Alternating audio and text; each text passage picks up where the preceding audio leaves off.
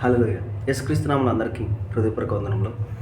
ప్రత్యేకమైన సమయంలో ఈ ప్రత్యేకమైన రోజు యొక్క వాగ్దానంతో మీ ముందుకు వచ్చినాను. దేవుడు ఈరోజు మనకు అనుగ్రహించబడిన వాగ్దానము జెఫన్యా 3వ అధ్యాయము 15వ వచనము. ఇక మీదట మీకు అపాయము సంభవింపదు. హల్లెలూయా. ఈ వాగ్దానం ద్వారా మనకు విజయం కలుగును గాక. ఈ వాగ్దానం ద్వారా మనకు రక్షణ కలుగును గాక. ఆమేన్. ఎప్పుడైతే ఇచ్చిన వాగ్దానం పెట్టి అడుగుతామో అడిగిన సమస్తాన్ని దేవుడు మనకి అనుగ్రహిస్తాడు. ఇచ్చిన వాగ్దానం ఏంటండి? ఇక మీదట మీకు అపాయము సంభవింపదు.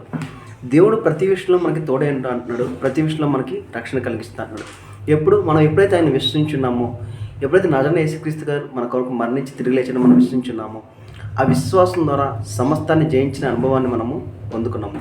ప్రతి విషయం మీద అధికారం మనము కలిగి ఉన్నాము. కాబట్టి ఈ వాగ్దానం బట్టి మనం ప్రార్థిద్దాము. ప్రతి విషయంలో మనము విజయం పొందుకుందాము. అటు రీతిగానే మీకు ఏదైతే సహాయం కావాలో, మనకు కావాల్సిన ప్రతి ఒక్క సహాయాన్ని ఈ వాగ్దానం బట్టి నీ ప్రార్థనలు ఏకీభవిద్దాము. ఏకీభవించక దేవుడు ఏమన్నాడండి? మనం అడుగువాటి కంటే ఊహించేవాడి కంటే అత్యధికంగా మనకి ఇస్తాడు. ఈరోజు మనం ప్రార్థించే సమస్తాన్ని మనం పొందుకున్నాను గాక. ఆమేన్. ప్రార్థించుకుందామా? స్తోత్రం మహోన్నతమైన దేవ, నీకే వందన స్తోత్రాలు చెల్లించుకున్నాం దేవా. ఇచ్చిన వాగ్దానం బట్టి నీకే కోట్ల స్తోత్రాలు చెల్లించుకున్నాం. ప్రతి ప్రయాణం తండ్రి మీరే తోడే నడిపించండి తండ్రి. ఈ వాగ్దానం తండ్రి బట్టి నీకే కోట్ల స్తోత్రం. ఈ వీడియో ఎవరైతే చూస్తున్నారో తండ్రి, వీడియో చూస్తే ప్రతి ఒక్కరికి తండ్రి ఏ విషయాల గురించి అయితే ఏకీభవిస్తున్నారు, ఏకీభవించిన విషయంలో విజయం కలుగునుగా కానీ ప్రవచిస్తుందండి.